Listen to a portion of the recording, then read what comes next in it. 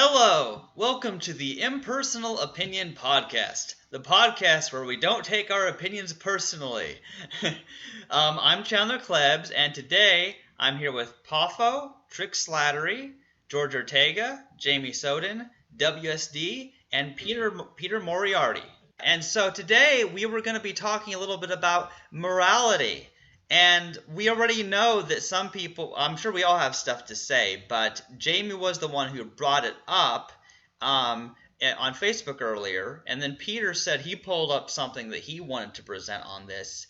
So I'm hoping that all seven of us that will get our fair share of something to say about this topic, but who should go first? Jamie, why don't you start since you brought it up to begin with? I'm not exactly sure how to start off, to be honest. I think. Okay. Yeah. Do you want to start? We were in the middle of. You did ask me. We were talking back and forth. I was discussing the source of morality and what could serve as a basis for morality, and I think you were in agreement, and you were saying in terms of government, in terms of societal structure, how there needs to be a greater a lack of ethics and morality is a lot of the problem in our world. Of course it is, but the most important thing is take into account what is harmful and what isn't, and we need to find ways to reduce suffering as much as we can. I mean, that's what the most ethical society would be based on, right? Less pain, more pleasure. Yeah. So let me present something, and then let Peter say what he was going to say. He was going to bring something to it. I'm not sure what he's going to contribute, but I just want to say that I believe that a biocentric philosophy, an attitude of love and respect toward life, like every type of morality and every kind of ethic you can think of falls under that. That if you can just establish a sort of a global, holistic mindset of love and respect for nature, which includes all human beings, includes all animals, all plant life, includes the planet, includes the biosphere, just establish that. And I believe if we could teach and promote that, if we could cultivate that kind of reverence, then everything else would fall underneath that. Like we could make laws and we can have sort of, statutes and different tenets, but the singular most important thing is to love and respect life. I think that's my take on it. I think a little more important is to understand the consequences of life and understand that there's creatures that can experience pain and suffer. And once we have that understanding and we understand those are actual real negative states of being, we can build our ethics on that. I don't think we actually have to necessarily love life, I guess. I mean, we could. I know let me qualify, we disagree. Trick, let me qualify real quick. When I say life, I mean living organisms. I mean living organisms. Like biological organisms. No, but I agree with Trick. Yeah. I agree with Trick because, for example, imagine a situation where you're suffering, intolerably, endlessly, and all of a sudden death becomes your salvation. So, right. In other words, like we're against, morality is against pain. It's not necessarily against life. Let me explain. Let me clarify, George. I'm not necessarily talking about the experience of life. I'm talking about exactly what Trick is referencing, exactly what Trick's main concern is the actual entities, the biological organisms, the quality of their existence. I'm not necessarily talking about existence itself. I'm not saying keep things alive for absolutely as long as possible, no matter what. I'm saying put the welfare of the organism first is what I'm saying. Right. So what you could say what you could say, Poffo, is we should have an empathy for life. We should have an empathy for the life that is currently existing. That doesn't mean that we necessarily have to love life. So I guess it's these words, these kind of words. We're having trouble. There's semantics there because you could say life is the experience of living. You could say life is actually it's a general broad category that includes all living organisms, and it also includes plants. So yeah, there's different ways you can define life. I think that's the problem. I can interject here. Yeah. Go ahead, Peter. Think about parasites. I mean, I think that when anybody comes out and says that we have to love all life and all life is sacred, I think that the mind quickly will turn to, well, what about parasites? What about disease? What about suffering that is inherently part of life? Sorry? I was thinking that too. WSD doesn't like bugs. That always comes up. I mean, there's a parasite that goes through your eyes just to make you blind.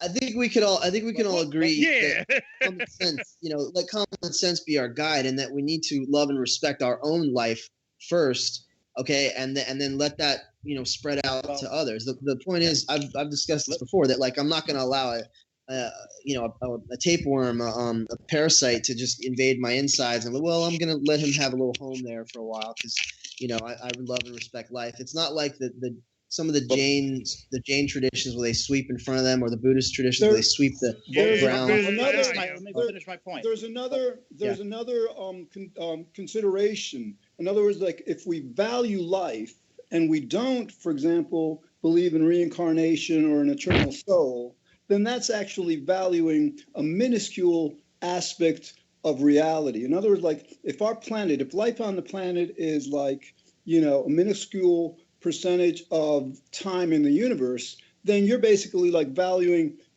something that's very small and discounting or considering evil or wrong, the majority of existence. But why would that even matter? Who cares? Yeah, that doesn't matter, George. It's not relevant. No, it's not relevant. It matters in terms of what we value, because like if we set ourselves up to, because religions do this, and we tend to kind of like hold life as sacrosanct, right? We protect life. But to the extent we have that position, then all of a sudden death becomes horrible. And so like that is a great cause of pain to many people. Not necessarily to me. From my understanding, I mean, again, when I make these statements, I'm coming from a specific understanding where I view death as a part of life. I view the whole thing as a cycle. It's a process. As death comes, more life, is born and born from it. And a forest fire burns all the trees, and then through that nutrient-rich soil, you have new life springing up, like a seed. But are you saying that? But Poffo, are you saying that the universe has no value if there's no life in it? No, not necessarily. But I believe that the universe is all about producing and creating, self-organizing and creating life. I would say value. How could I would say that the universe without subjective experience of the universe. I agree with Peter.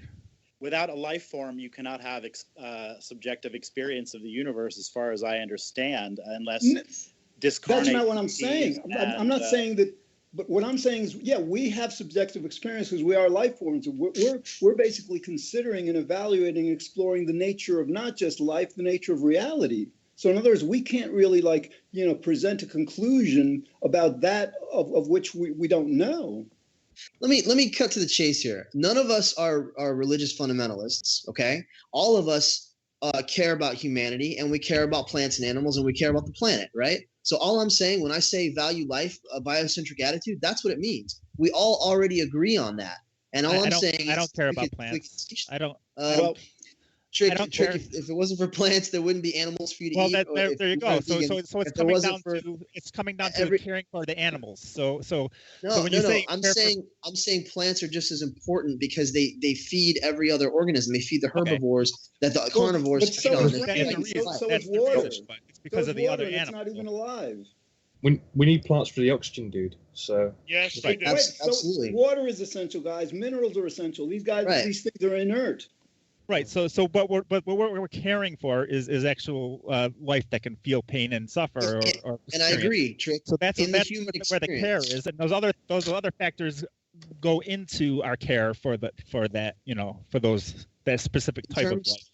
In terms of the human experience, what is relevant and applicable to humanity is to love and care for plants and animals, and human beings included. Your own life for plants and animals. I could torture a plant here, and I mean, why do you go to that extreme of that abstraction? I'm saying that plants are relevant and valuable in life cycles in the ecosystems, and on life on this planet is contingent on the plant life. It's also contingent on the sun. It's also dependent upon enough water or the nutrient-rich soil. I view the whole thing as whole Poffo, web but that's of the thing. life is What you're saying, though, necessary. you can apply your argument to everything, to every single molecule, carbon, oxygen. because they're interrelated. Yes, because they're interrelated. So But I'm not gonna cry if a rocket. So what I'm saying is, I'm not sure we should I don't think like plants or life have a special, unique kind of characteristic that is more, let's say, imperative than the rest of nature.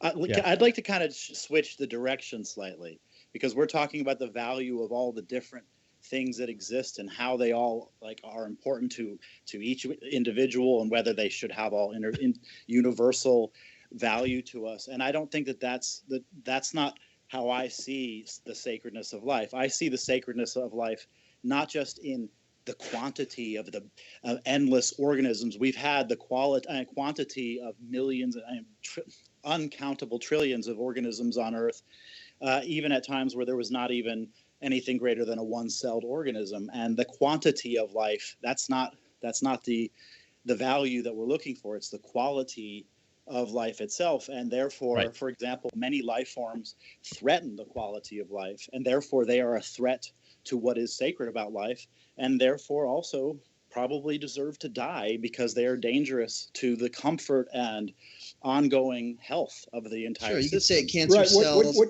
bacteria, we're really valuing isn't sure, life. parasite. We are hedonic creatures. We seek pleasure and avoid pain. What we value completely, fundamentally above everything else is pleasure, happiness. So in other words, naturally, you need life for that, but life is a means to that. Everything is a means to this. It's not about life. But I'd like to respond to that. Hold on. If Okay, we could have, finish. let's say, eternal life, okay, and it would be a miserable, like hell of a life. I mean, that would be horrible.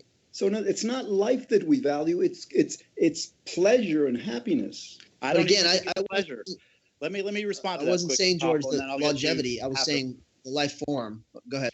Sorry. Think of a Go ahead. Buddhist. A Buddhist is not promoting the idea in the state of deep meditation of pleasure. A Buddhist. No, is he in a is. state of. He may not But- say it, but like that is because I've But meditated it's for not 40 okay. years. But you're saying pleasure in a different way. Pleasure. Most people understand pleasure in terms of stimulation instead of the lack of pain. I would like to introduce a concept that is important to my own philosophy. And really, the default state of nature, or if we just were to consider no pleasure, no pain, that is actually that's not a bad thing. That's a state of equilibrium. And I think that the thing that I'm most concerned with is not necessarily pursuit of pleasure, as much as the removal of what I call organismic burden. And that is basically, there's a concept in engineering called allostatic load. And that is the constant pressure that any system undergoes that causes that system to break down and to endure difficulty, to no longer be able to function as it is intended. To function as you're intended does not necessarily mean that you're in a state of pleasure. However, to be in a state of pain or breakdown is a state that is I believe that if we're going to talk about morality, it really should be about how do we not necessarily increase pleasure, but how do we reduce organismic burden? How do All right, we but reduce? Peter, you are using pleasure in a very narrow and limited sense. When I say pleasure, I mean it in the most expansive sense that includes what you've just said about this equilibrium and all. In other words, like without the equilibrium, without the functioning, it would cause pain. I think I'm the thinking balance, homeostasis, and equilibrium should be the goal, not necessarily just pleasure, not necessarily just the avoidance of pain. But That's part of the Poffo, process. The process imagine- is avoiding pain. We have that. Imagine a world with equilibrium and homeostasis without any pleasure at all. So no, it's not about homeostasis. It's not equilibrium. It's about pleasure. That is the fun. Aristotle understands this is the only thing we Maybe- want. maybe let me joy. respond. The problem with not having Homeostasis- Is a better I think word. we have too many people going. yeah, there's got to be a way to Too much that we passion. can because it's too hard to jump in. Like there's so Yeah, many. we're gonna have to Yes, take it turns or All right, something, Poffo, guys. you got to go back. I don't even know what we're arguing about. I think it's semantics. Poffo, you tend to inject yourself a bit too much. You got to give more space for other people. Well, I wanted to say something in response to what George was saying about the pleasure thing. He makes a really good point that we care about increasing pleasure and avoiding pain. But I think that George is also right that Peter's idea of pleasure perhaps might be too narrow because, like when people think of pleasure, they mistakenly think of somebody who's like really high on drugs, or they think of sexual pleasure, which is not at all the kind of message I intend to promote because I think that's sick. But okay, but think about a person in a hospital who has recovered. They're just feeling well. It's not. And I agree, and I think that that's fine that you were saying that the pleasure that you're talking about is really not just sexual or some other kind of sense pleasure, but I still think that the idea of pleasure itself, it's hard to say that feeling well is pleasurable. Well, Peter, I think some people I would say that it is.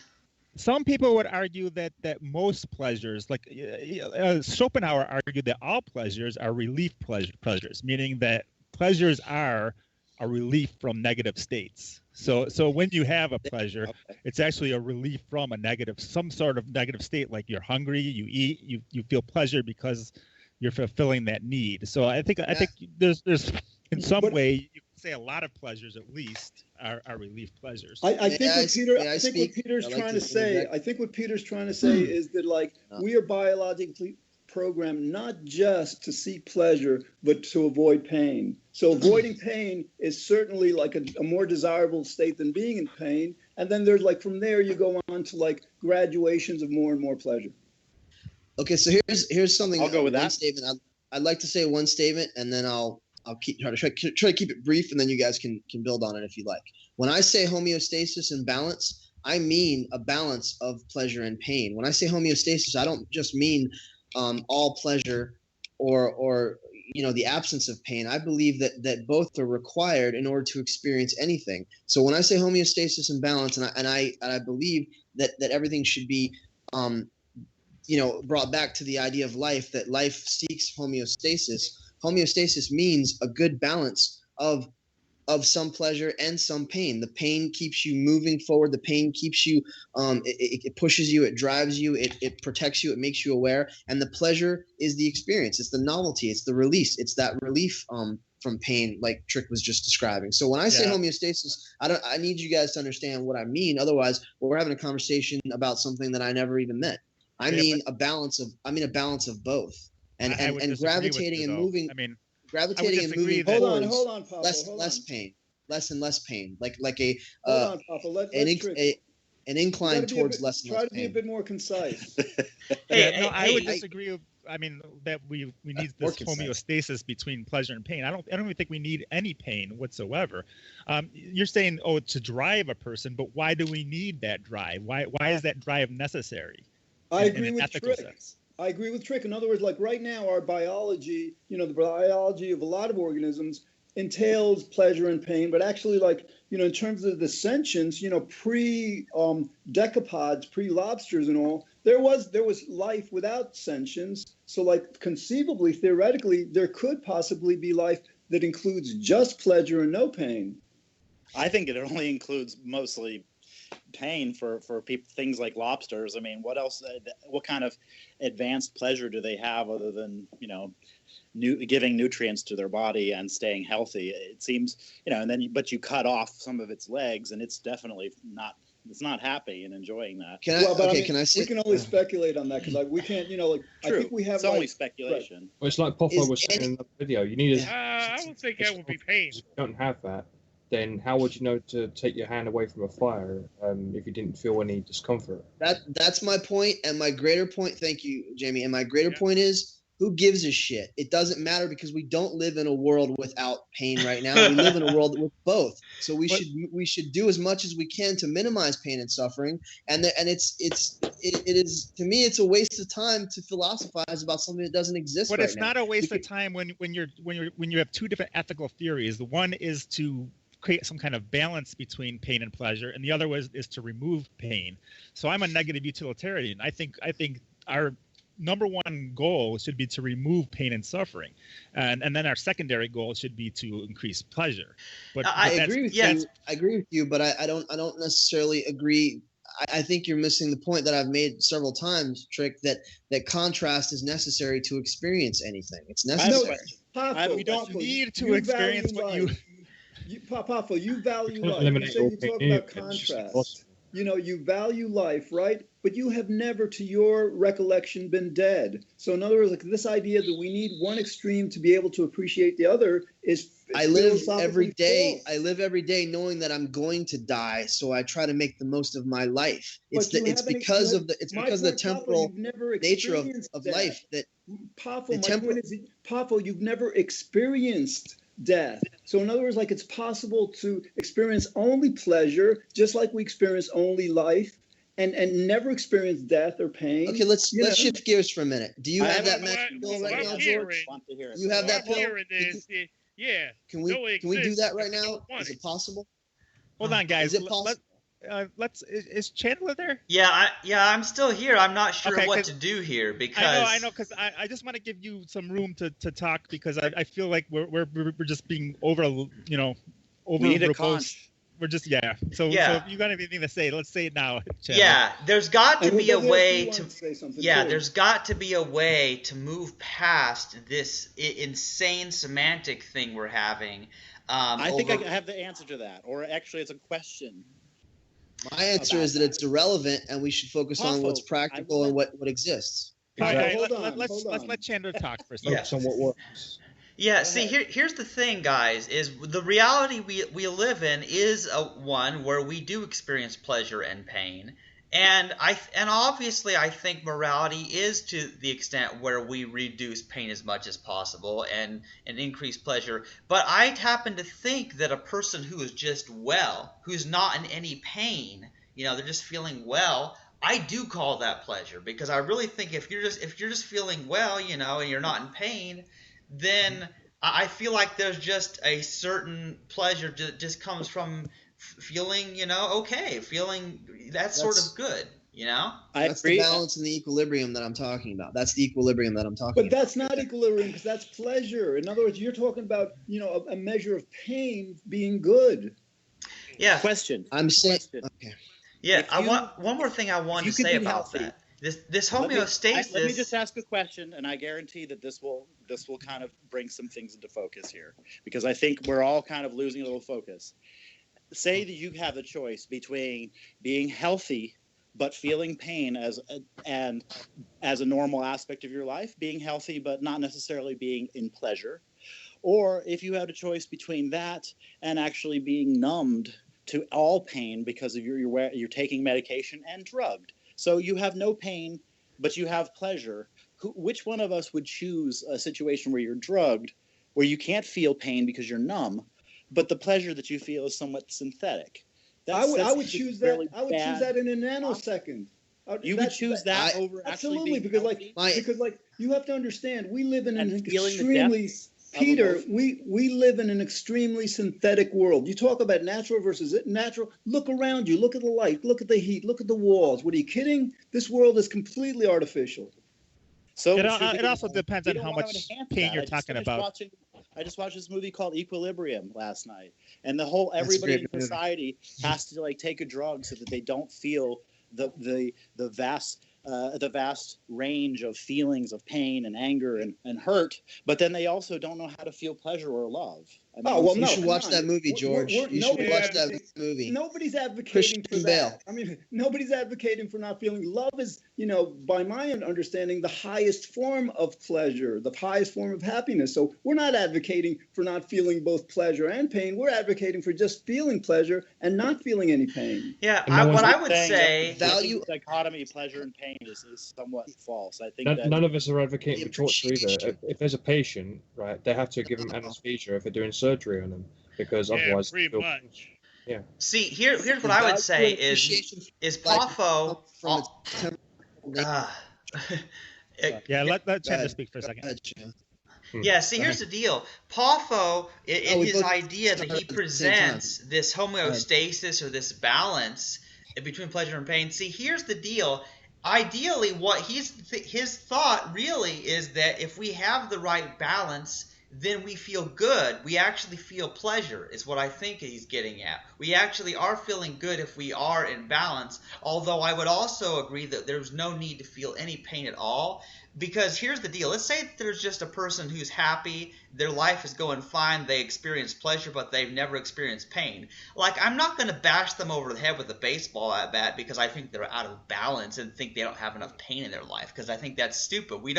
I don't think pain is actually needed. I think pain, it evolved that way for some reason and does help survival. But we don't actually need pain. And if there was a way... I disagree. And But so there are that actually would be people who kind of don't juicy. feel pain. Chandler, and they're as very Poffo was unhealthy. saying, we live in a perfect world. Without pain, how would you know not to do things that could injure you? It Yeah. wouldn't matter, That's a Jamie. different We sort would- of scenario. people So do you not guys are feel talking pain. about something that I leads put to your hand negative on states hot of being. stove. If you Which don't sta- feel which ha- pain, if you look, Jamie, let's say if we live in a world where people didn't feel pain, and so they didn't take their hand away from the hot stove, and it melted off, but nobody ever felt any pain, nobody ever felt any negative experience, and everyone died off. I don't see exactly what would be wrong with that. The idea that No, you might die sooner because that would get affected. No, you're right, Chandler. In other words, like that would be a paradise. But the other thing is like we No, can, it like, would not in be a other words, like, paradise. It No, would be no, hell. because It If a would be a person dies in a paradise because fire- Peter, Yeah, think, Let's not think, just say think it through If a person completely, does- okay? If a person is like, if we're defining a person as incapable of feeling pain and only feeling pleasure, you can't ask for anything more of a paradise. Understand that's what not we mean true. by pain. We No, don't no, just if you mean don't feel physical pain, you may die sooner. Time out. Understand what we mean by pain. We don't just mean physical pain. We mean suffering as well. So if the person doesn't suffer by losing his hand, if there's no suffering that's involved, there's no misery, there's no negative states of being, then there's nothing that we really have to worry about. There's a syndrome not- where people do not feel pain. They feel That sincere- they still suffer though. Yeah. They still No, suffer well, greatly. okay. So yeah, But they yeah, don't I really think suffer, this they scenario. don't suffer physical pain. Let me finish my thought. Is that basically those people, because we do live in a world where pain is protecting us from things that are harming our body. So basically, these people who don't feel pain, they actually end up having all kinds of physical problems where they've injured themselves. Their body is not in a good state of health because they're not guarding themselves from Right. the reality Which of causes Trick's them great point, suffering. Trick's point is that creates emotional pain. So, Trick's right. It's not just about physical pain, it's emotional pain also. emotional pain helps us to avoid unhealthy situations. I know, but we're positing like the complete absence of both physical and emotional pain.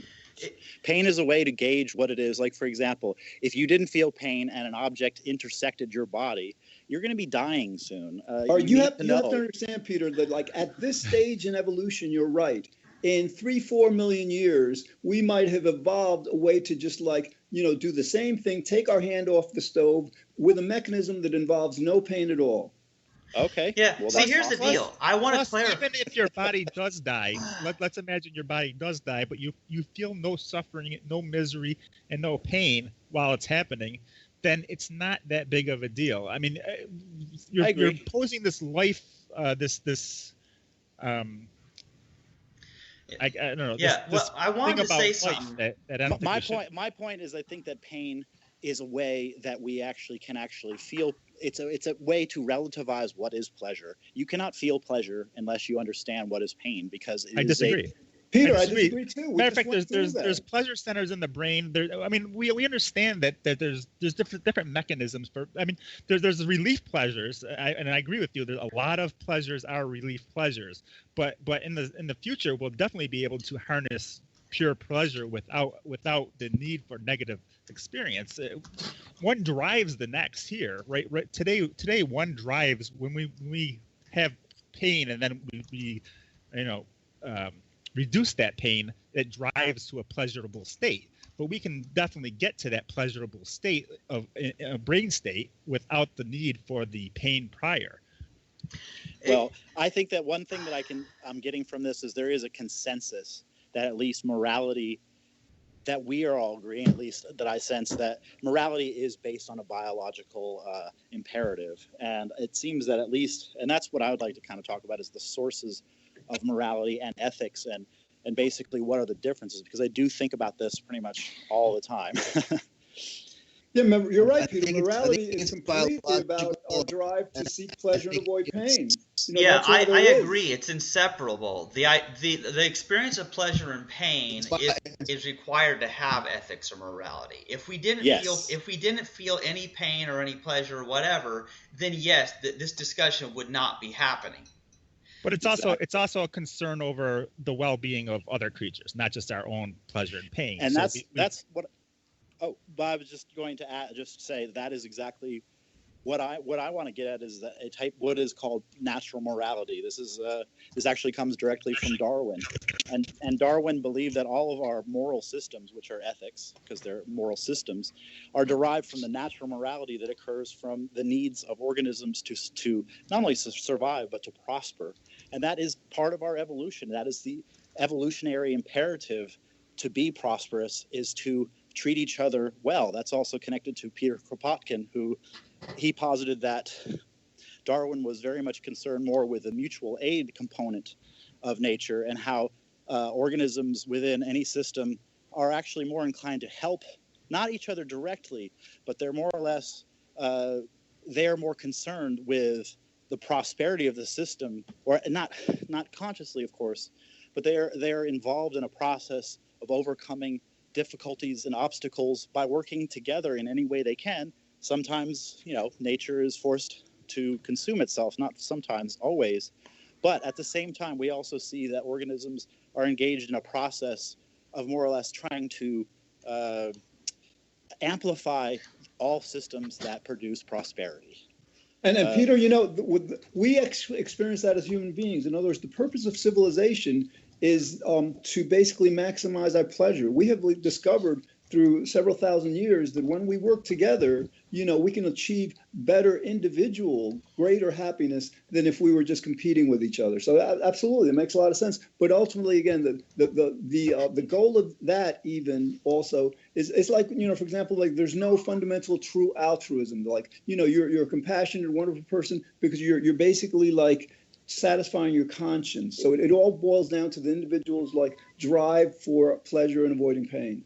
But it's enlightened self-interest in a way. It's by helping the group, you're helping yourself in a way. You're becoming an important part of the group. You're an essential aspect of your community, and that's what basically provides the best returns for your own organism.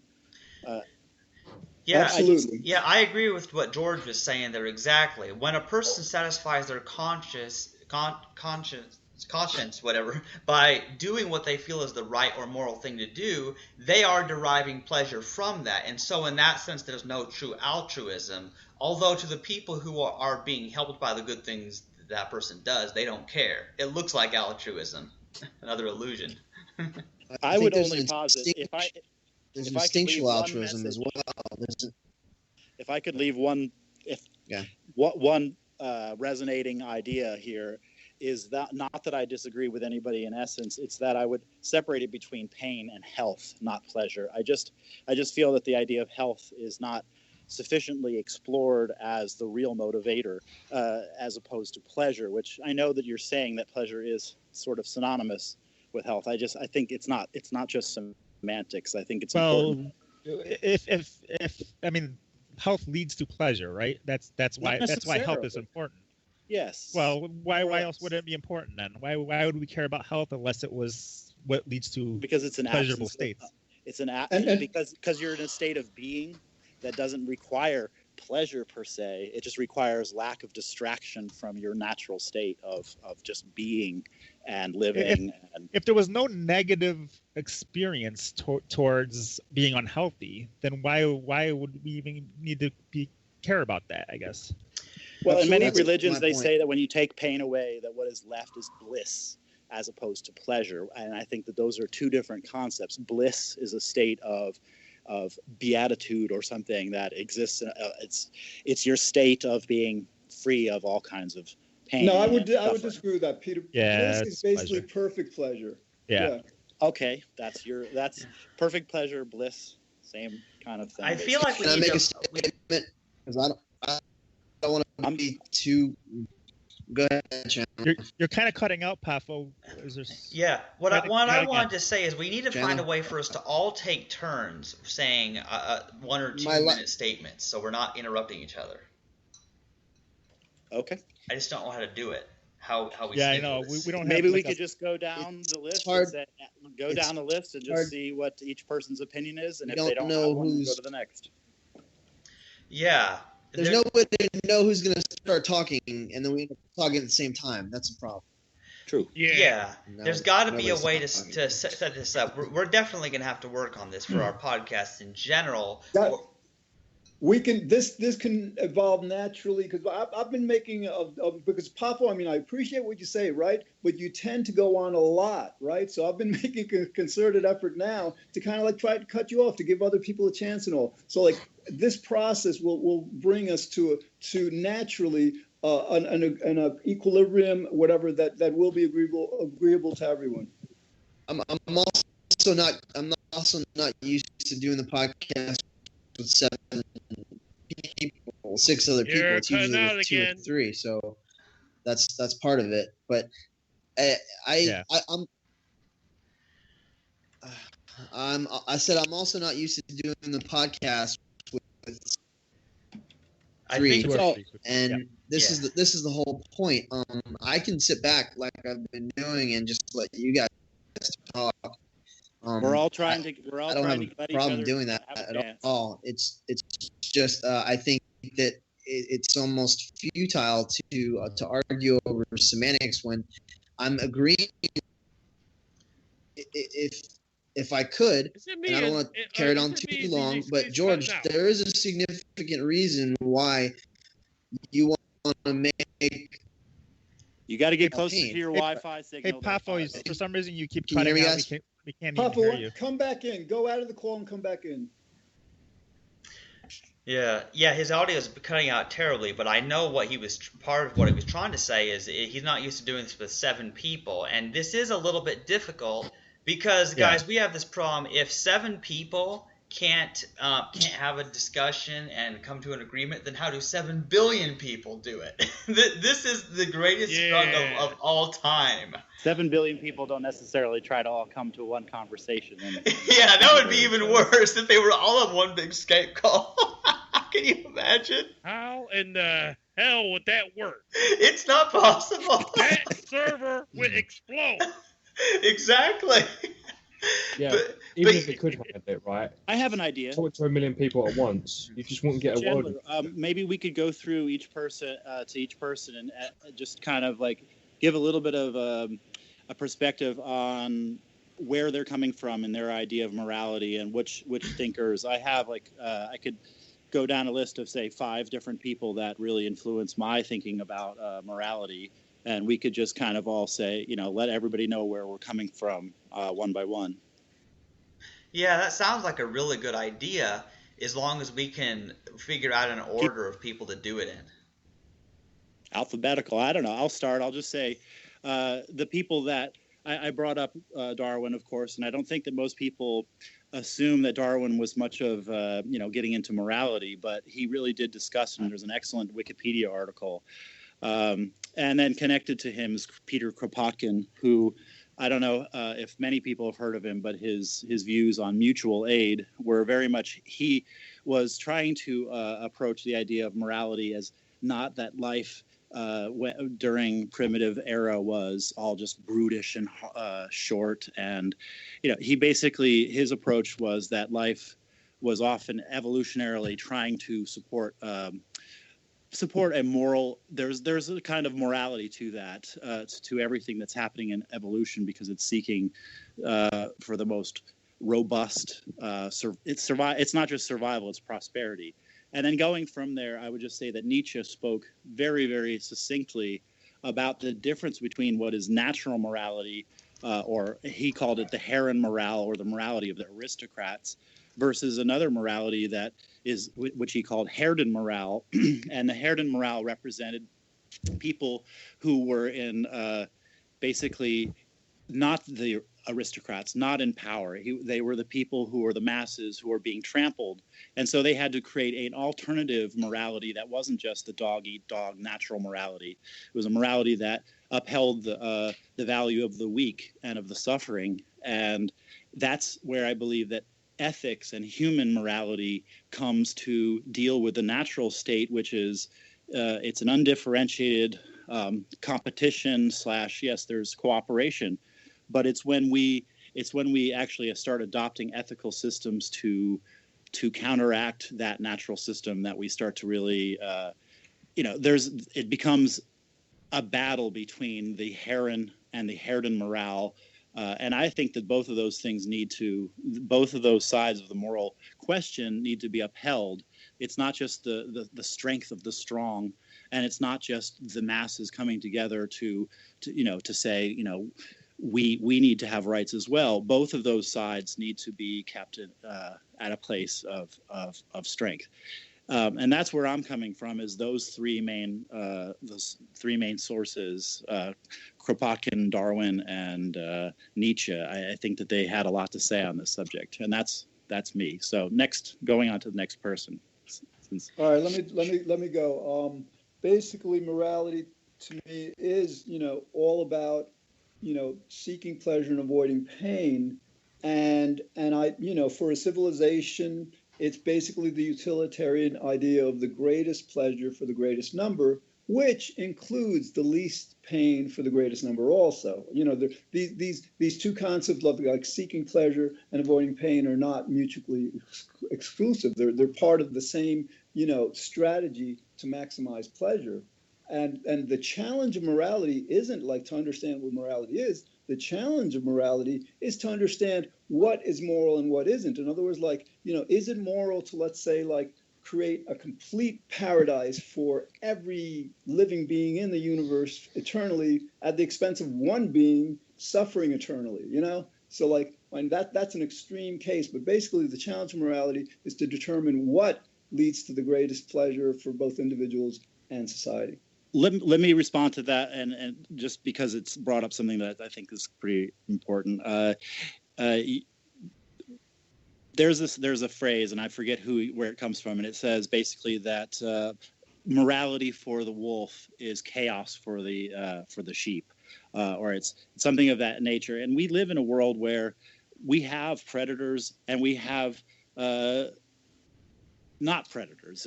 We have people who have power, and we have people who don't have power. And what is moral for one group is hell for the other group. And that's a really big problem, because how do you make a world that is Peter, moral? that is what I was expressing that with utilitarian philosophy. Utilitarian philosophy is about Jeremy the greatest pleasure for the greatest number. That's what law strives for. But Jeremy Bentham is definitely a proponent for the Herden morale. He is not into the idea that the strong should dominate, and that has any moral value to it. Whereas I see that as being a necessary moral value in nature. The strong should dominate because that is representation of what will be the healthier organism in the future. Well, you have to define strength. In other words, strength was biological for centuries, and actually now it's a detriment. In other words, the strong today are the more intelligent, not the more brutish. So and the other thing, a strength of a group is much more desirable for the greater good of everyone than the strength of individuals. So that's why democracy is much more effective than dictatorships. Well, we have Trump, and he's a very strong person. I don't think he's an extremely moral person, as far as most of us would consider morality. But from his point of view, he's representing the power of the strong, and there's for animals, we are animals. That matters. Yeah, but Trump is an example. Trump is going to succeed in what we've been trying to do for decades in basically weakening and perhaps destroying the Republican Party. So there's this idea that evil destroys itself. So it's not just about strength. If the strength is designed to just maximize pleasure for a few at the expense of the many, that's going to destroy itself. You know, I'm really disappointed, guys, that we weren't able to keep politics out of our morality discussion, because it always turns really bad as soon as politics enters it. Because Yep. yeah, we weren't We don't have to. yeah, Chandler, but wait a minute. Poffo presented that, but no, like in our world today, you cannot exclude politics from any kind of examination of morality, because politics is our main instrument for morality as a civilization. yeah, I You go, know, I know, I completely agree with what you just said there, George. But we were not yet reaching the agreement on the whole pleasure and pain thing, and we have to Yeah. get past that before politics enters the room. You get what I'm So saying? right now we're at the basics. So what's your position, Chandler, on what morality is and is not? Okay, finally, I've been waiting for this.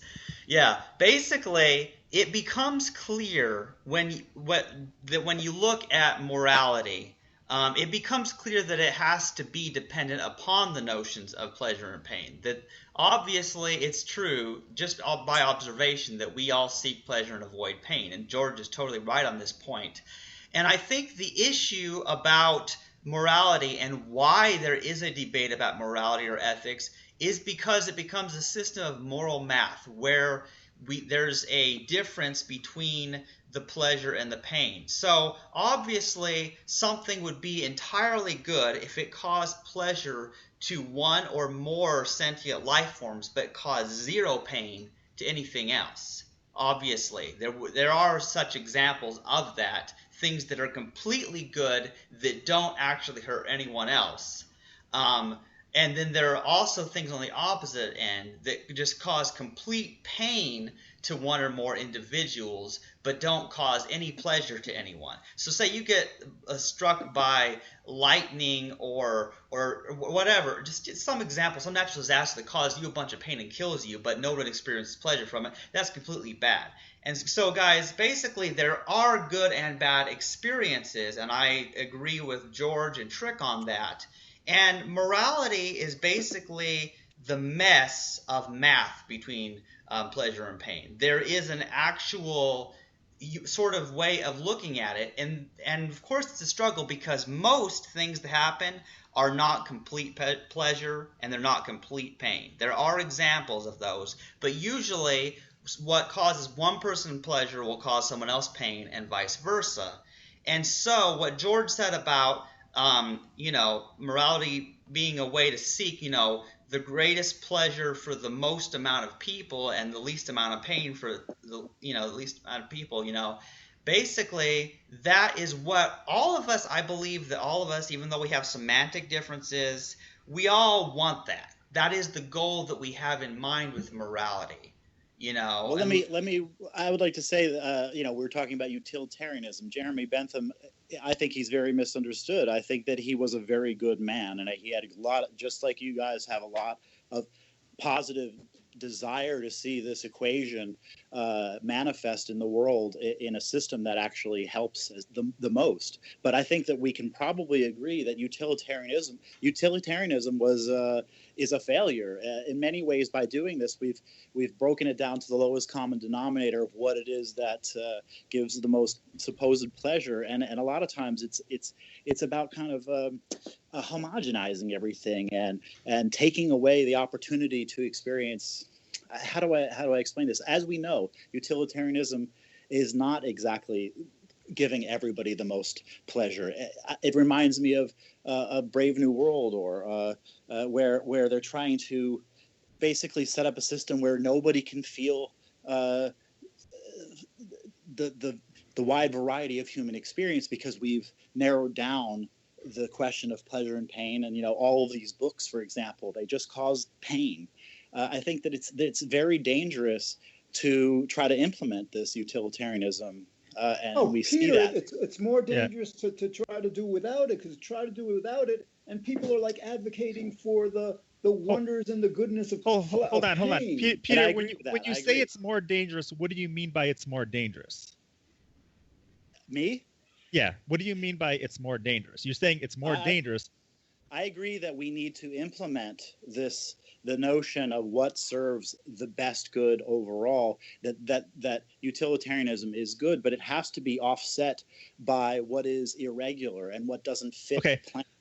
What I'm trying to get at, Peter, is when you say it's more dangerous, what you're doing is you're injecting in negative states. You're saying, oh, if we do this wrong, if we do this poorly, then it's going to lead to negative states. I'm looking at the way that utilitarianism has manifested in the world, and it tends to be something that wants to cut out anything that is too dangerous for society. Utilitarian doesn't say that. Give me an example of. Wait. Let's say it did say that, Peter. What would be the downside of that? What I'm saying is that we see throughout the 20th century where utilitarianism has been implemented, and that implementation has very often been at the expense of. Okay. So now you're back to a utilitarian assessment. You're saying at the expense. So you're falling back on utilitarianism. You're just saying we're doing it wrong. We're doing it incorrectly. But it's still a utilitarian assessment that you're making here, Peter. Good point. You're still saying oh, we're making these utilitarian assessments, but then it's causing all these problems in the world that's causing harms. And that is a utilitarian assessment. So it's a circular argument you're making. I'm coming from the point of view of Nietzsche. Nietzsche is one of my greatest luminaries. And basically, my understanding of utilitarianism is very much about, it's the Herden morale, and what he's saying is the morality of the masses and of the weak. And I think that morality is important. But when the masses and the people who are not the strong try to impose their morality upon the strong and upon the people who are creative and different and unusual, that they basically, it's basically like in Denmark, for example, they have this, it's a famous thing, it's the tallest grass gets cut first. And that's what I see too often. I'm not saying that the original basic philosophy of utilitarianism is wrong. I'm saying that in implementation, it tends to override the value of the other side. So basically what you're saying is the way people survive. What you're saying is the way people implement utilitarianism is often problematic for utilitarianism.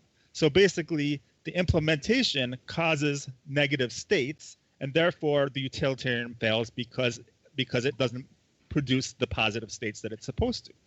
But still, that's because it's philosophically built into the whole philosophy itself. It doesn't have within it the capacity to actually see the other side. Trick's point is like you were trying to argue against utilitarianism, but you can't logically do that because you would be using a utilitarian argument.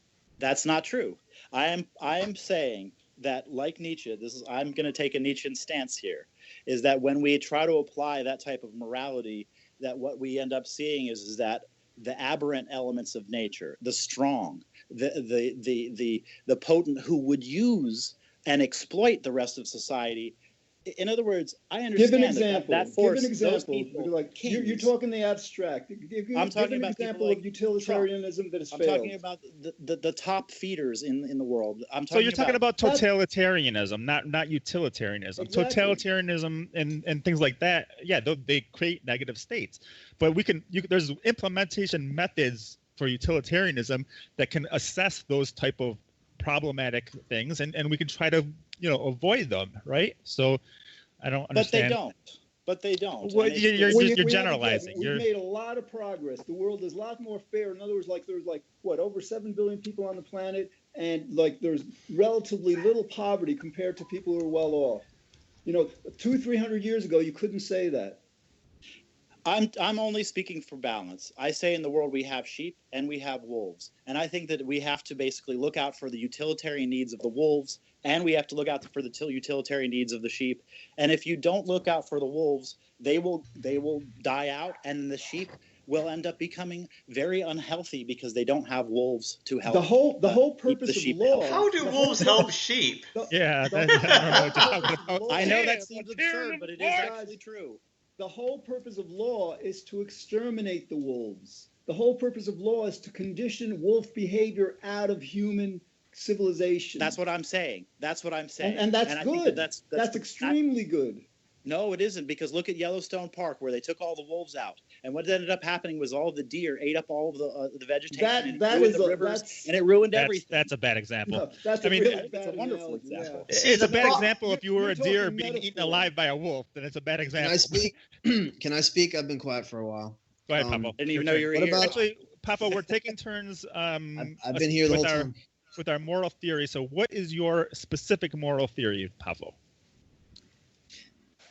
I would like to say, based on what you guys were just talking about, I just wanted to add that I think we need to recognize that every single one of us is both sheep and wolf. And Yes. we need to find the balance between the two and recognize that we are heterotrophic. We feed on other living organisms, and that we should not discourage or suppress those aggressive urges in favor of being passive, and we shouldn't be too passive and let people walk all over us either. That there should be balance between the two.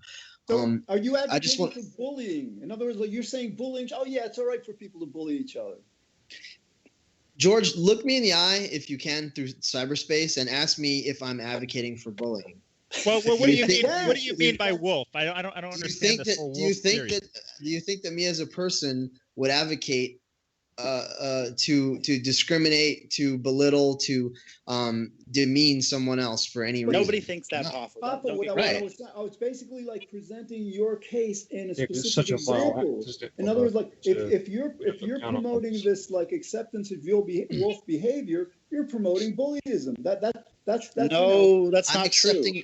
I'm accepting balance. I'm accepting that there is balance in an ecosystem, and when just like what Peter mentioned, when you take out a certain life form or you allow another life form to exponentially grow, it upsets the balance of the ecosystem. That there needs to be an understanding. It creates balance. new balance that maybe is better because then you don't have these. Yeah, predator the wolves balance we attacking really people. want is a more egalitarian balance. We don't want a balance where we have wolves balancing out sheep, balancing out.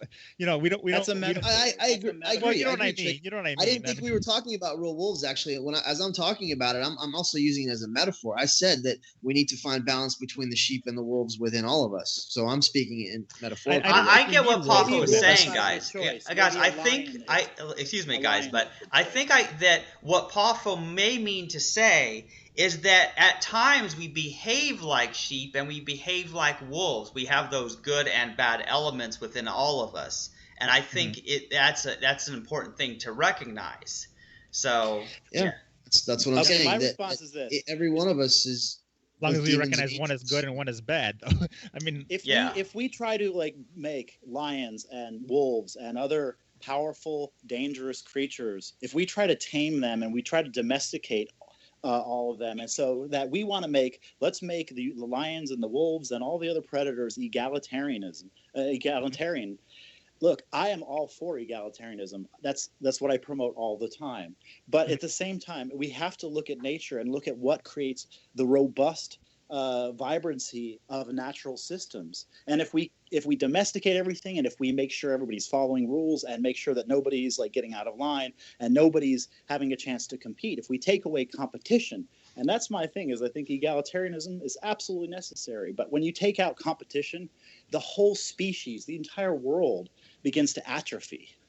Nobody's That's- talking I about wanna- To me, that's the I a wanna natural build on that. system is a slaughterhouse. We don't want We to can promote the maintain natural system. competition. Exactly. We can have competition We have to as promote the long natural as it's system. not. Are you We crazy? can have I mean- competition. No, as we want long as to it's not transcend beyond the unfair. natural system.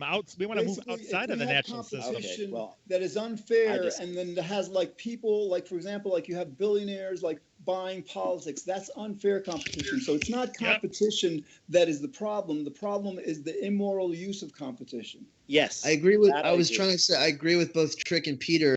I agree with both their points that competition is necessary, but I would put it in a different way, because I always say cooperation is better than competition. The way that I would word it is, what is necessary is a little They're bit of both hardship. intrinsic.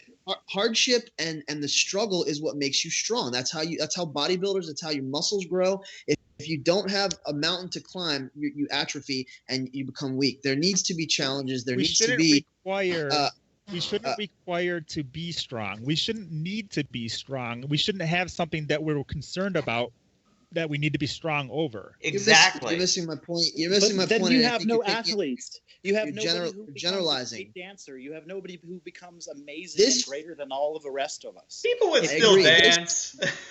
People would still do that. This Yeah. fucking conversation out is the making me strong. stronger. It's building my patience, and it's making me acutely aware of when to talk and where I can interject. I am being forced right now, okay, to become smarter and wiser and to think more clearly because of the challenge, the competition of trying to get my voice in. There's nothing personal against you guys. Yeah, I'm making my See, point right that's now. what's good. This is a But great nobody's This is my arguing against conversation for that reason. competition. Yeah, It's we're not making being. me. It's Nobody's making me arguing focus. against competition. Yeah, look, guys, this Competition is is a good thing, yes. this is an example of competition in a sense, and it is making us stronger. And yet, we're not necessarily being pained by it. I don't see how it's Yeah, pain. yeah. I would Shut up, totally. Chandler. You're a pony boy. What? No. If competition means that one person is joking. going to have less well-being than another person, or one creature is going to have less well-being than another person, that's when morality comes into play. Right now, us just debating back and forth. There's nothing to that. We're not just. I don't think anyone is experiencing suffering or pain really, but Pain. the type of competition that we're talking about is the type that one person is going to win, is going to have a better well-being than another creature. So, and that's when we need the egalitarian when we talk about. So you're saying that I that's a agree. bad situation for one person to have better than another.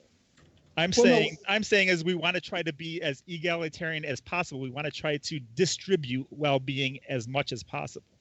So do you believe that we should be in a socialist state where everybody has essentially equal pay, equal housing, equal? Yes. Okay. And you know what? And that is an accepted and a very widely held belief. I believe that is immoral, and that's where we're basically, I'm not against what you're saying, but I think it's immoral to set up a situation where we level the playing field and I think that nobody should live in a state of destitution. Immoral. Nobody should live in a state of pure suffering.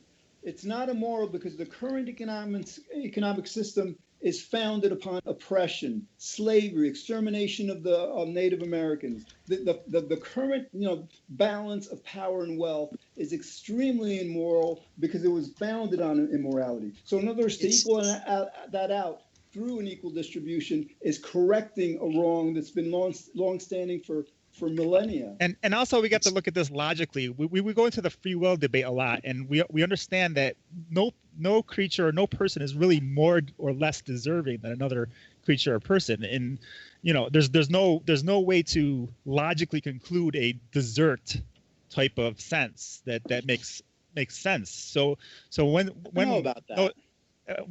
That's what our whole free will debate is about, but that's a different discussion. Perhaps I would say, for example, look at somebody who's like Genghis Khan. I don't think Genghis Khan is a good example of human morality. He's a terrible person in a lot of ways. Well, not necessarily. I think he's misunderstood. But the fact is that Genghis Khan, basically, he's had more children and more progeny after him than any other human that we know of. And what that's telling me is that the strength of the species requires, in some ways, for us to maintain the allowance for natural strength, for the beauty and the power. I don't buy into that at all. That's nonsense. Hold on. Let me just finish my statement. Having a lot of children almost does done. Nothing to improve the world. Yes, there's it no does, logic in that. Because, for example, when beautiful people have children, their children are beautiful. When intelligent people have children, they have their intelligence. I am not a eugenics. Evil people have more children, you create a more evil world. We're not talking eugenics. What are you talking about? A more robust species. You're creating Anybody see the movie Idiocracy? Yes. Thank you. Yes, pretty much. Okay, but listen, it's not about the number of children. What I'm saying is that that when we allow the most beautiful, when we allow the most strong, the most intelligent to prosper, instead of trying to be jealous of what Time out. This is. There's a lot of things that are genetic, but beauty is subjective for one thing. Intelligence, a lot of times, it has to do more with education than genetics. I mean, there's all these. I mean, I don't know. And beautiful people, one of the biggest problems in the world is since we have television, you have more and more politicians that are attractive but stupid as hell. You know, Okay, like but there- that's a distortion of the true. natural situation. I am not for that, and I am not for tyrants, and I am not for. I understand that we are coming out of a history of tyranny, and it's necessary to counterbalance that. So I am for both sides. I am just saying that if we look to any overcorrection will to steal one of Bush's statements. Don't he quote said, Bush. You overcorrect, you can end up in the ditch. Okay, and that's all I'm saying. Is Don't that ever you quote overcorrect, Bush you at end my up in the presence. ditch. Peter, it's not an overcorrection. Right now, the rich that you're championing pose a much I'm not greater. championing. Well, basically you're championing this inequality, and that poses a greater threat to civilization that's ever happened through climate change. If we allow it to continue Excuse like me, this, George. Hold on, Excuse Paffo. me. Hold on, Paffo. If we let him allow finish, the Paffo. rich, come on. If we allow the rich to maintain their power and their influence over politics through their money, civilization will be done because of climate change. That's how dangerous this kind of inequality that you're thinking is like helpful, leads to our future. But I George, agree, that's but not you're just, what- I that's agree not what- with you 100%, and that's all I'll say. And Go ahead, that's not, Paffo. That's not. Go ahead, so. Paffo, or whoever. That's not what Peter. I know. I can confidently say that's not what Peter is advocating for. He's just commenting on the value of strength. That's all. Just the value of strength, not the value of domination. But here's the thing. But like when you value strength, you have, for example, strength in some terms of physical strength. That's great. In other words, like construction workers need to be strong. But when you advocate strength without a morality guiding it, that's where the problem begins. I agree. I think we would all agree on that. I Would agree. you agree, Peter? But ideally, we wouldn't need to be strong. Ideally, if someone comes out the weakest possible, it wouldn't matter. That's Okay, the well, ideal. Let's That's the define ideal strength. world. What are we I talking about? disagree Then? because that means you're susceptible to disease. What kind Well, of strength are we talking about? That's what needs to be defined. Yeah, And I mean, it's obviously, we psychological, don't. emotional, physical. What kind of strength? Well, To for build example, strong immune systems, we need strong people to, we can't be sitting there and But making when we're everybody talking who about has a weak immune strength, system. we're not talking about strength over other people, right? I mean, Right. not strength over our own health and things like that. Of course, the healthier people are, the better, right? But Right. I'm And speaking no more one- in terms of health. Yes, I'm not talking in And no- terms. so no one is advocating oppression or domination or dictatorship. That's well, that's the whole wolf thing that we were talking about. So I don't understand what this whole analogy Because- was about then. It's not that wolves. It's a misperception that wolves somehow are that they're an evil force. I'm talking about the strength and the goodness of that the predatory aspect of our nature is not 100% evil. It's not evil. It's part of what makes us naturally strong, and natural strength has its own value. It must be. I don't think it must be offset though, so that we don't take advantage. Wolves of could our be natural strong. strength They could to be exploit strong others. physically. They could be strong and health wise. They could be strong because of their smelling and things like that. But the predatory nature is the one thing that is the negative aspect. It's the one thing that causes the suffering of the other creatures that are being eaten alive. Well, So- and that's why we have laws and rules to protect the weak, and that's a great thing. That's important. However, if we take those rules and apply them to the larger system, my fear is that we are moving quickly to a brave new world scenario. And anybody who reads that knows that they have extracted the situation of any kind of competition. Everything is stratified, and they have a perfect plan for humanity, and pleasure is enhanced and pain is decreased. And therefore, and I think that many people subconsciously don't realize it, but they would love to be living in a brave new world. And I don't. That's right. I would love to see a debate between George and Peter. Just George and Peter. Exactly. The Brave So New would World I. basically described this paradise, and Huxley, who's enamored by pain, who thinks it's required, he wasn't, he said, oh my God, when everybody's really happy and loving and all, that's horrible because we need pain. No, that's aberrational to have that kind of perspective that things like that too much pleasure is a good thing. In other words, like Brave New World is really like an example of the kind of society we're working toward. Huxley's interpretation of this society was flawed. I don't. I think he was prescient to the highest degree, and I think that basically we're running into a very dangerous situation where the pleasure and pain is regulated and completely set up in an artificial situation, and that extracts us from our real, the authentic identity and experience of life, in which there is no meaning of morality anymore. It's all controlled by the state. I think we can all agree that there's certain implementation methods that are worse than others, and one that has like a small group of people overseeing everybody else and controlling everybody else is going to probably be more problematic in the long run in the utilitarian sense. We're all against oligarchy. We're all against despotism. We're all against that authoritarian. Right. But ultimately, it still comes down to the utility. It still comes down to consequentialism. It still comes down to trying to reduce the negatives and trying to increase the positives. Right. And guys, I personally would be much more in favor of the benevolent, very intelligent and wise dictator than to this idiocracy we have here, because it's not just the rich that are destroying the planet. It's all the middle class and the poor. This democracy has its problems. So the problem is you can never get a benevolent dictator. Yeah, George. But it's a good thought experiment. Of power will not let that power go to their head. And that's the problem. That's the key. But there's ultimate power corrupts. Ultimately, that's why monarchies don't work. And I think that we're getting to where we're agreeing on at least that basically when power is concentrated into the hands of just a few, that is a problem. And when power is also distributed to the masses, that is a problem. And that the balance of the masses being offset, and they're never going to come to an agreement. The masses will never come to agreement and just shake the hand of the powerful, because they're on different playing fields. So it's just really, I'm just kind of trying to talk about, how do we implement morality? Because that really is the big question. The source of it, I think that we're agreeing it's not natural, and it's not coming from God. It's not coming from commandments. It's not, it's not built into nature. We're creating our own morality, and we've been given natural morality, and we're creating our own. And those two things have to stay in balance. That's based on. All right, wait a minute. I agree. I would argue there's only natural morality. In other words, when we have a civilization, it's implementing natural morality. But that's artificial. It's human. All artificial things are natural.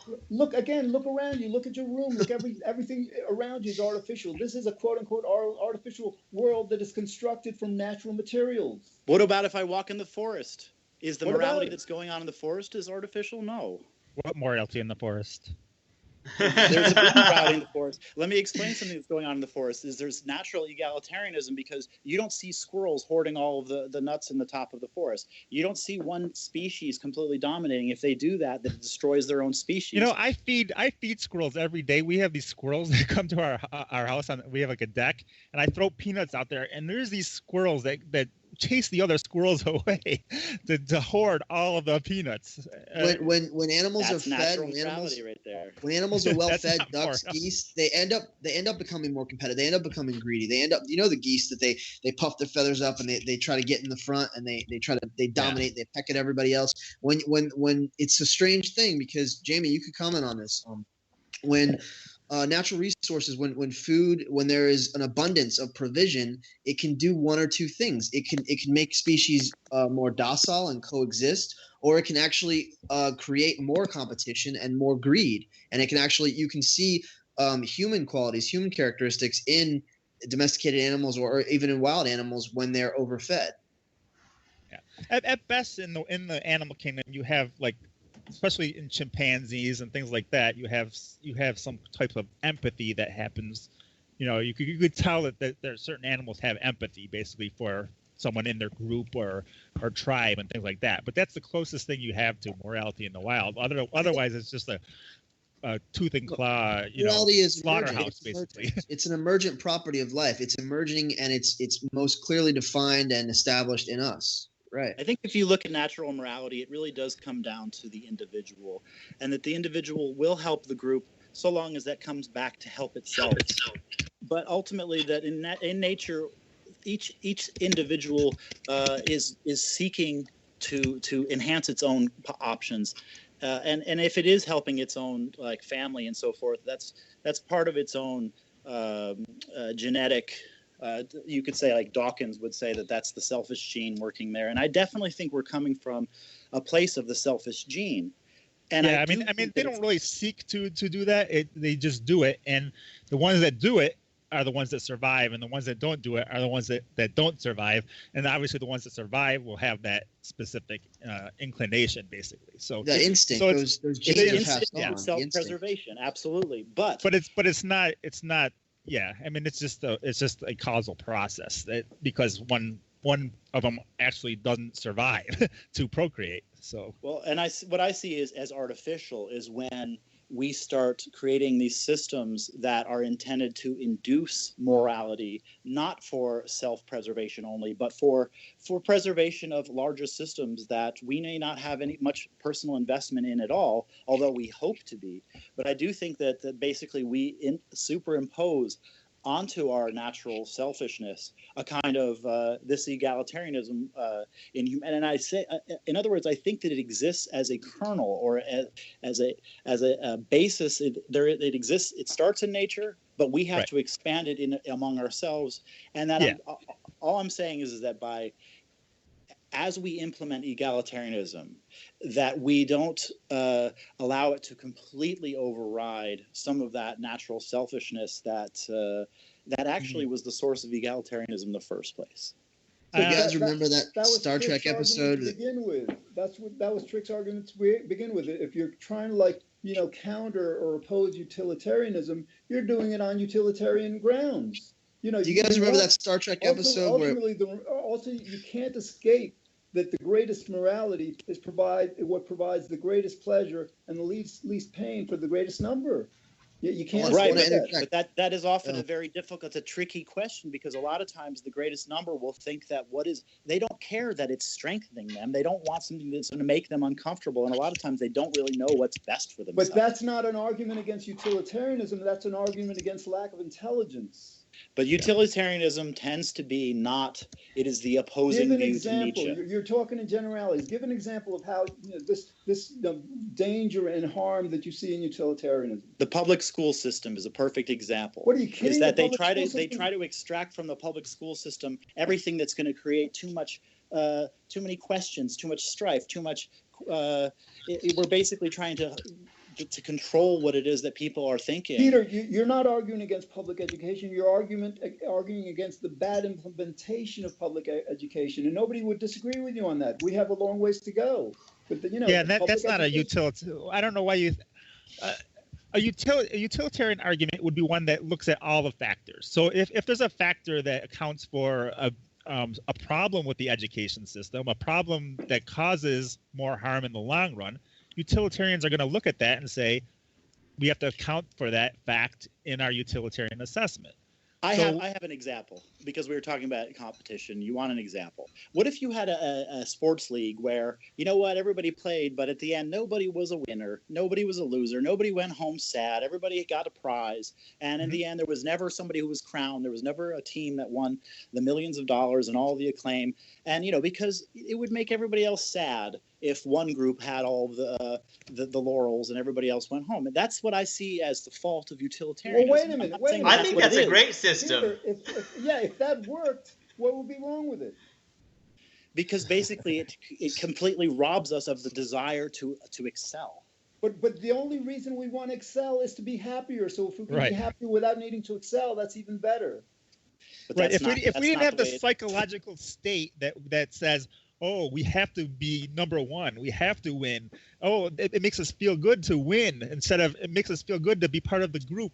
Then yeah, that's going to cause that psychological state. But the thing is, we have to change that psychological state. We have to change the mindset of people. You're changing the inherent nature of what we are as organisms. Yeah, but nature isn't necessarily good. We could change naure. That's the whole point. We used to keep slaves. We used to keep slaves. I mean, we have evolved to a great extent. I mean, maybe 100, 200 years from now, everybody's going to be vegan. We're evolving step by step toward a more civilized, better society. And you know, this is as a result of our cooperating, not as a result of our competing against each other.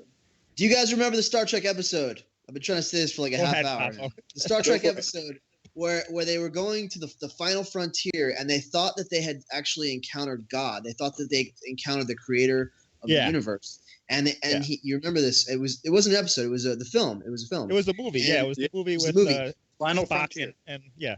This being that we were led to believe might actually be God took away their pain. Each one of them, he had a method of like erasing their bad memories, all of their pain, like taking away their emotional scars and all their trauma.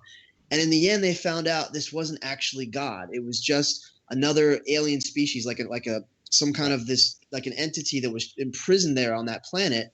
And he was using that to kind of to gain slaves, to have control and domination over them. And at the end, it was Kirk. He says, "I don't want you to take away my pain. I need my pain. My pain is who I am." You remember that? You're talking about Star Trek co-opting A Brave New World. I mean, I'm just referencing the film. If you guys saw it, I know what you're talking about. And I want to ask you, George. People psychologically have they psychologically need to like they don't want people to take away their memories and things like that because they psychologically need that, because it makes you who you are. It makes you the person you are today.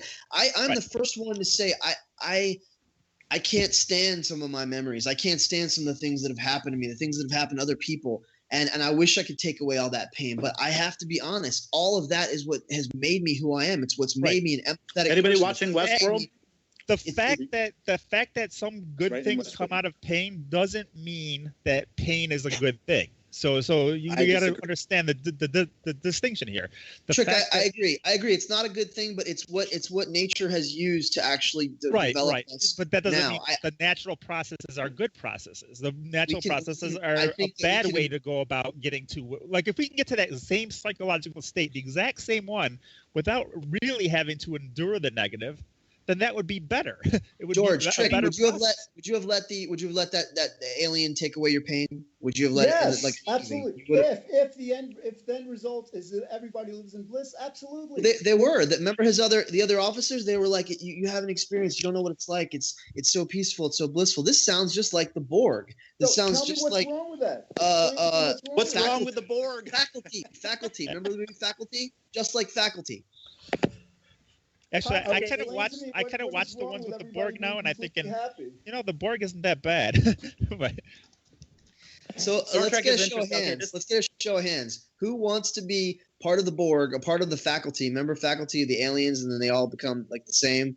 The kids in high school. Who wants to be part of the the faculty, and who doesn't? I think the question is bad. Let's We are the slaves because we are slaves to reality. So let's put it in a different way. From slaves, how are we presenting? It doesn't exist. Cannot exist. Let's imagine the Borg.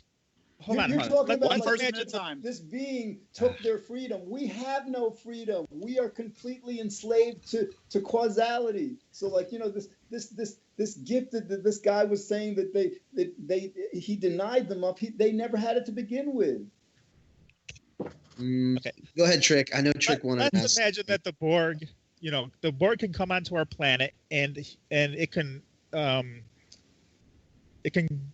go to every conscious creature on this planet and hook them up. I mean, every conscious creature, animals in the wild, every conscious creature, and it can hook them up and make them put them in a blissed out state or a happy state or whatever. Okay. It could take away all their suffering.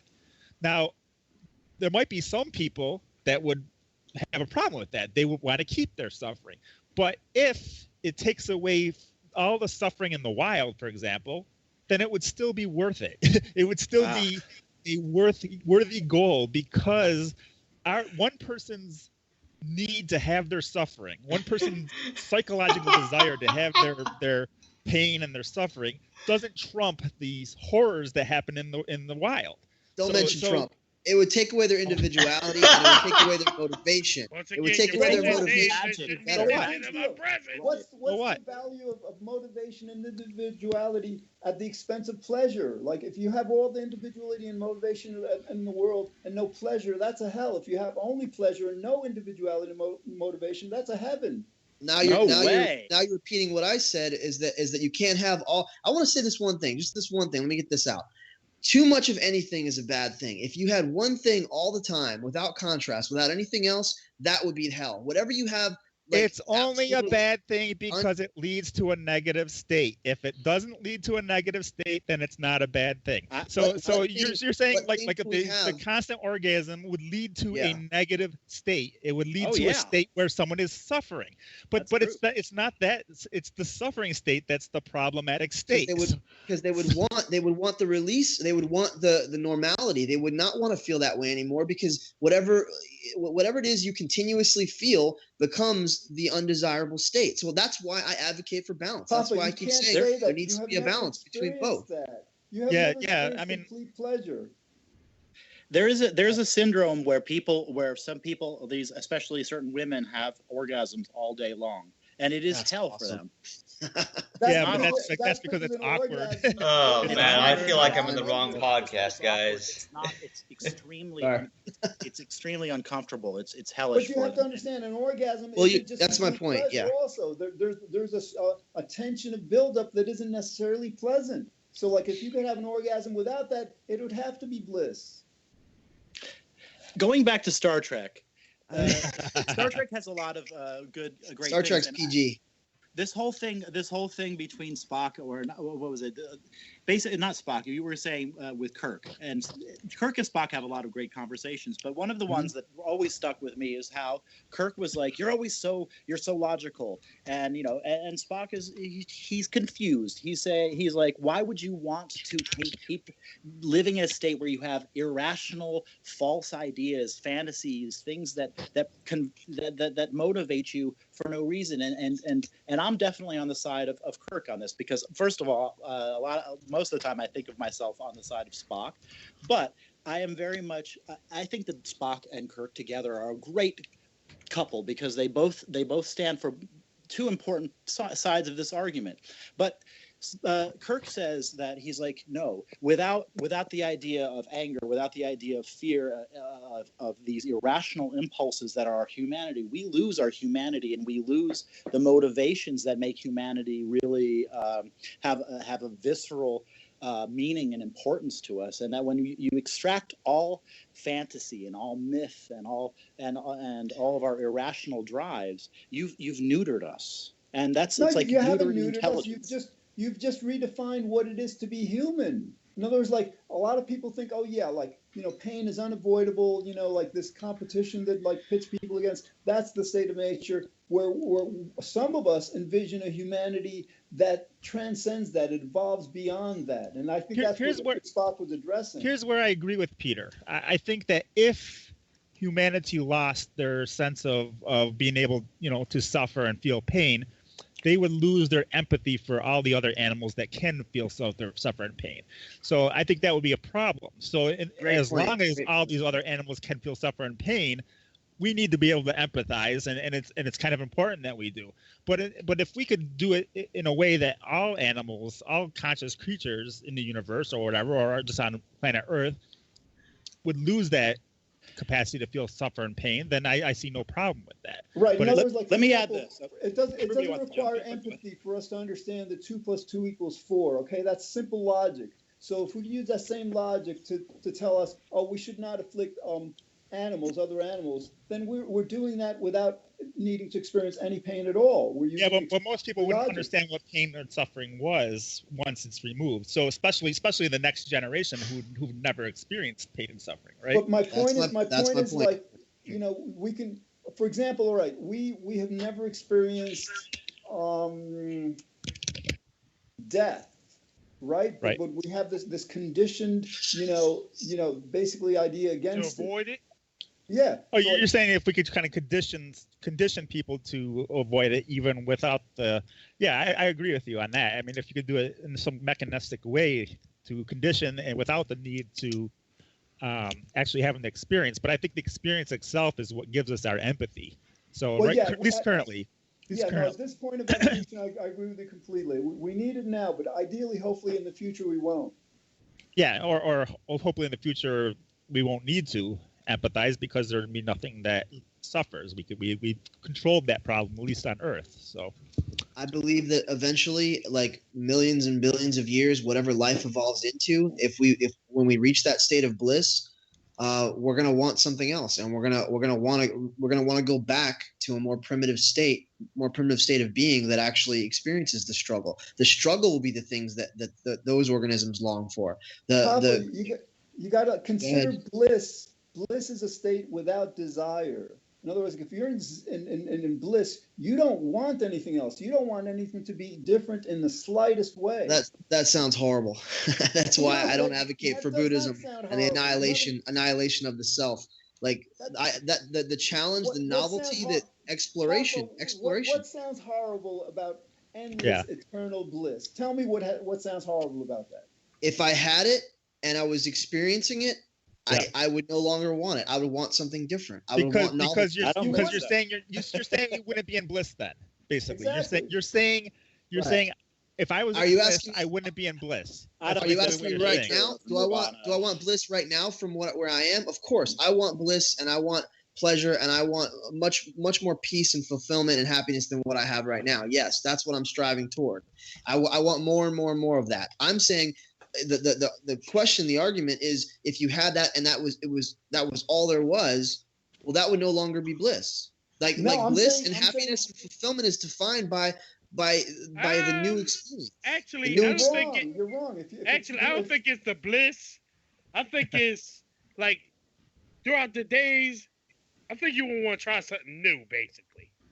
There you go. But you're using novelty. Our mindset. You're not. Yeah, that assumes that.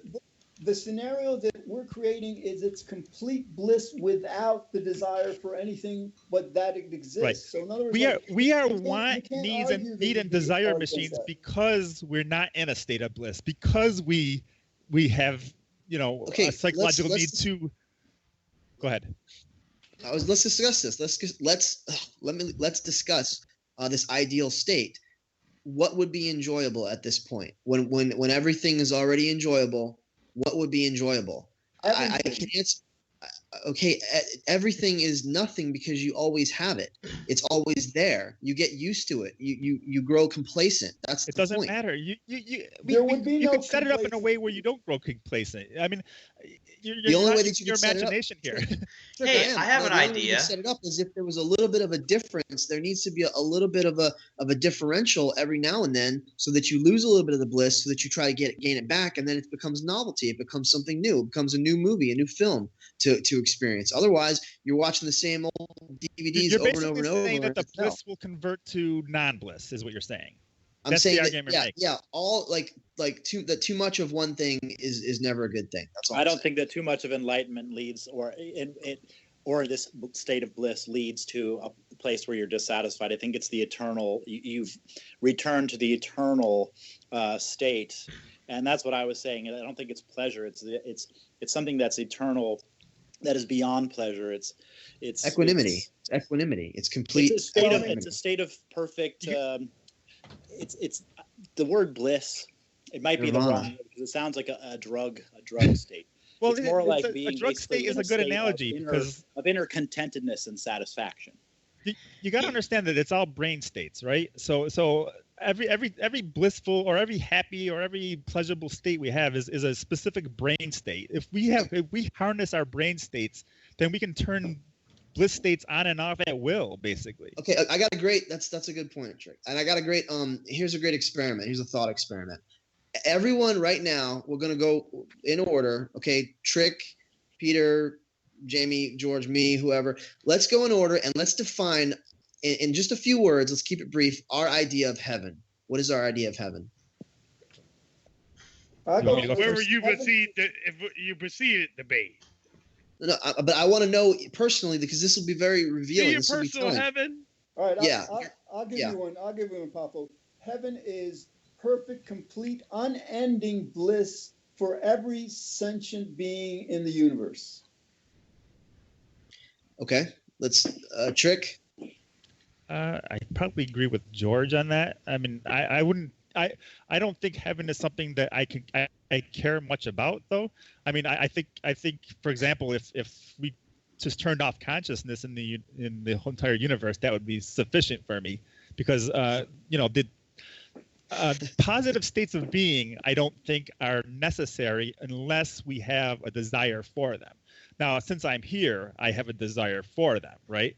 So I look towards that, what George just said. I say, yes, I that's the state that I would like to be in heaven. Okay, this is very telling. Now I'm gonna answer, and then I want to let Peter answer. Okay.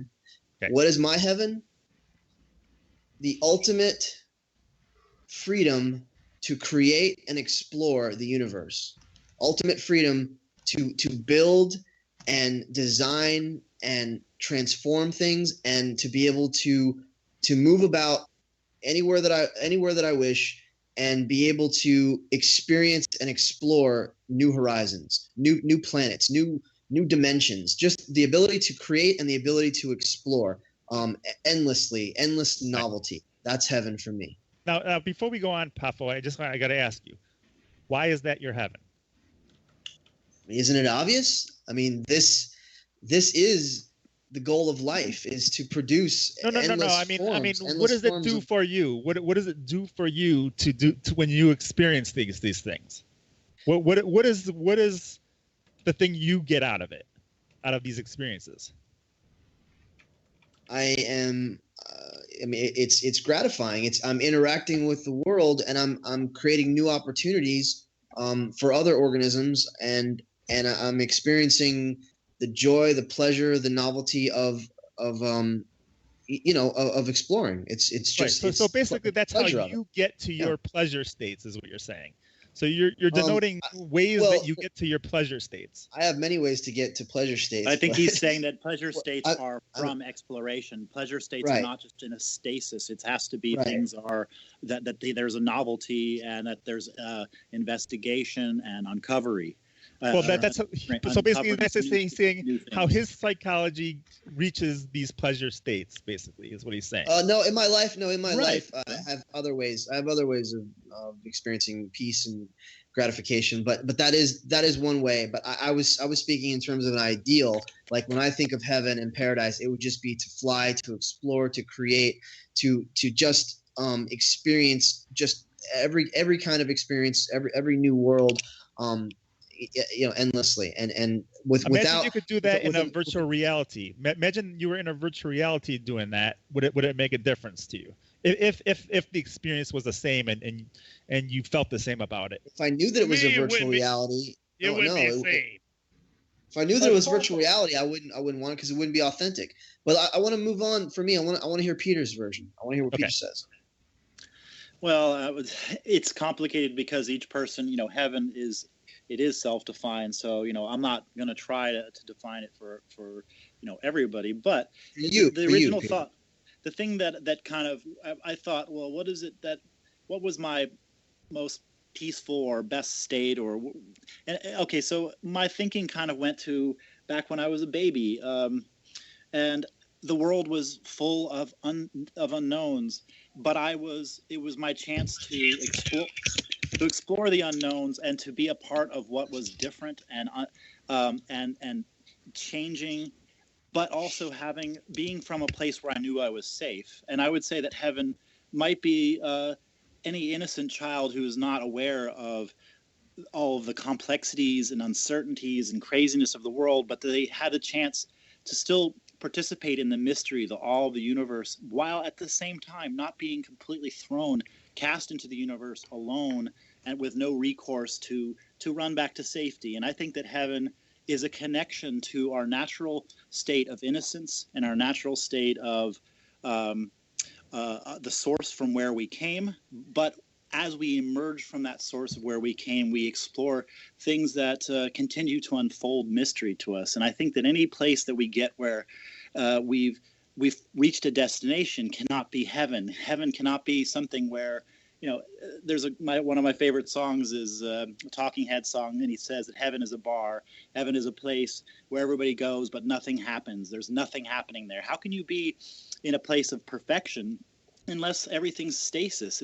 Perfection is a state of constantly changing and experiencing new things and having the mystery unfold to us, but also having the ability to know that we're still safe. And that's all right, Peter, security. I would add that to mine.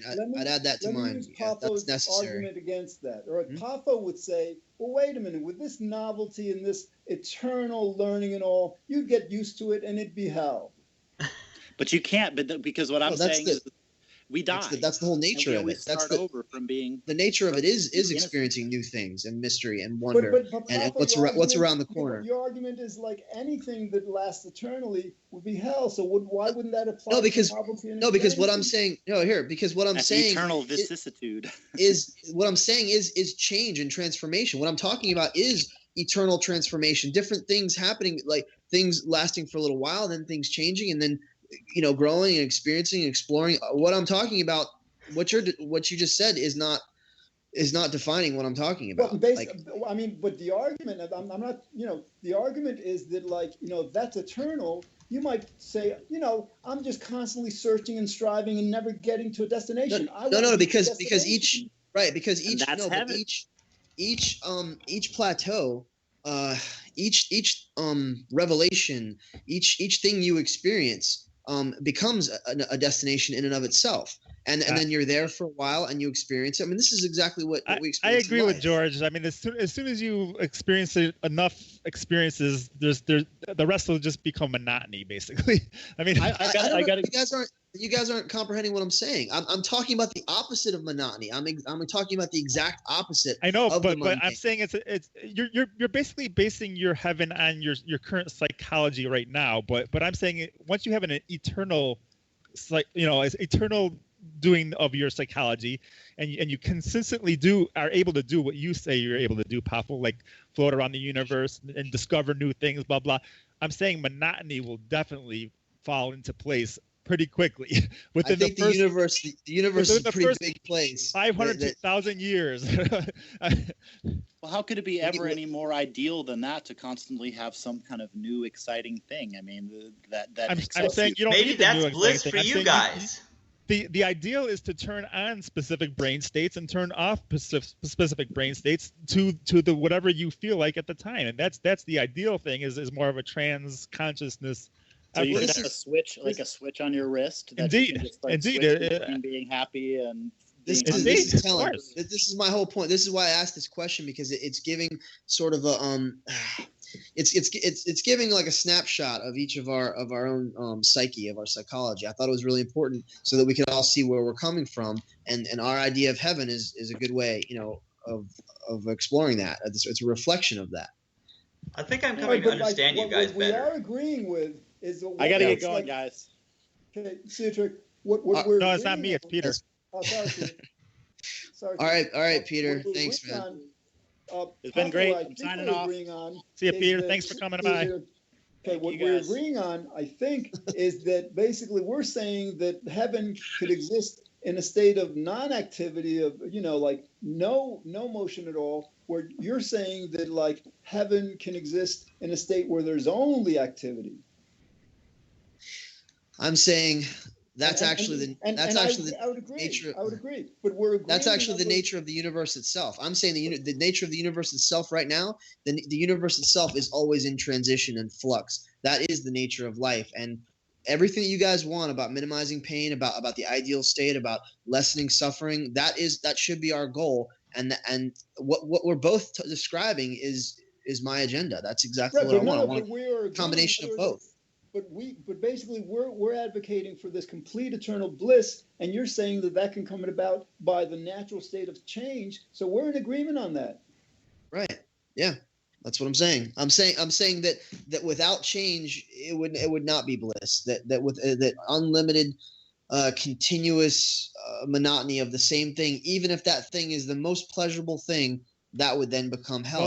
So this is where we disagree, because once we have access to the brain states that create these, these psychological states that you're talking about, then we have the control that we need. So right now, you're right. Right now, we have these psychologies that need certain things. We need to move from desire to desire to. I know what you're saying, Trick. I think it goes beyond that, though. I think it goes beyond your concept of the nature of ideal existence, of controlling, of us being these sort of super powerful, self-controlled entities. Mm-hmm. And creativity on and off that has ultimate control over it. You're positing the idea of dominance of the experience is what you're saying. The right. total dominance of the experience includes dominance over monotony and boredom and things like that. So right. And I'm saying I'll be contrary, and I'll say no. It's not having control. It's not knowing what's going to happen next that actually brings pleasure, and that's where wonder and mystery and exploration comes from. It's not knowing what's around the corner. Of course, I wish. But I'm saying is you can derive the same pleasure state, the same pleasure state of when you didn't have or you didn't know what was going on, and had the pleasure. You can derive that same state by understanding the brain state of that specific state. So you're advocating for. I hear you. You're advocating for a simulation, like not a true experience, but a simulation of all experiences. A simulation would be a true experience. I mean, it would just be us controlling the experience. So where would we be in tangible physical reality? In a pod somewhere? Would it just be in complete cryogenic stasis? I don't understand. Where's the organism while they're? You understand the whole transhumanism type situation, sure, right? Where we have technology and everything that changes us from our not physical, but our integrating technology, biological form to a different form. And obviously, once we have understandings of brain states and things like that, we can have a complete setup. I'm just trying to understand it. Where is the body? Where is the actual person during this process? Imagine human beings subject to very advanced genetic engineering, where they engineer pain out of human experience. They don't engineer what pain does currently. In other words, like when you touch a hot stove, you will still pull your hand away, but you won't be experiencing pain. So it will be, imagine that as a technological solution, and then imagine it also like as a solution within evolution continuing to go to greater pleasure and less pain.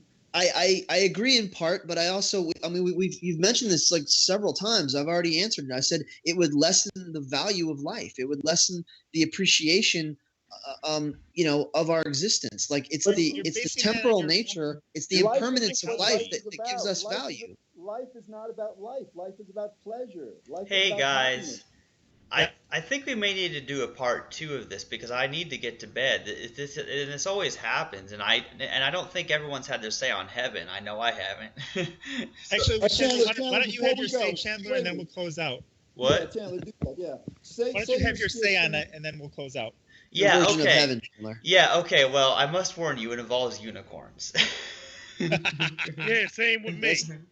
Okay, so basically, well, not exactly unicorns, but well, yeah. Well, see, here's the thing.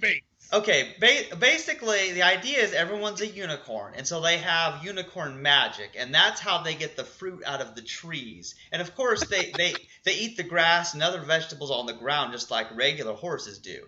You've been thinking about this for a while. Oh yeah, I've definitely been thinking about this. And see, there's a perfect balance. There's a homeostasis, and Poffo's gonna love this. Okay, Poffo will love this. Okay, basically, the number of the horse population or unicorn population or whatever is in perfect balance with the number of plants available. And see, these horses never have sex. They never reproduce, but they also never die.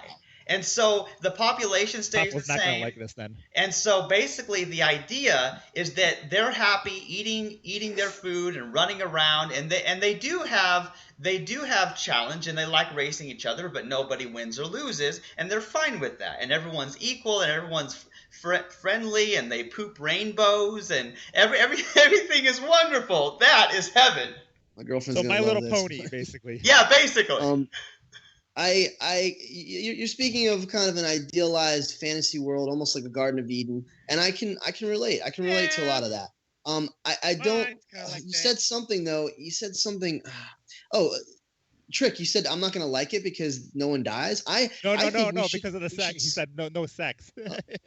I mean, I think sex is a part of life, and intimacy and pleasure and romance and all these That's why I things said are you weren't not gonna like it because yeah, sure. It's a eunuch's heaven. It's like Yeah, I knew get it. I It's knew good. you guys wouldn't go for that, but my other co-host Monique would love it.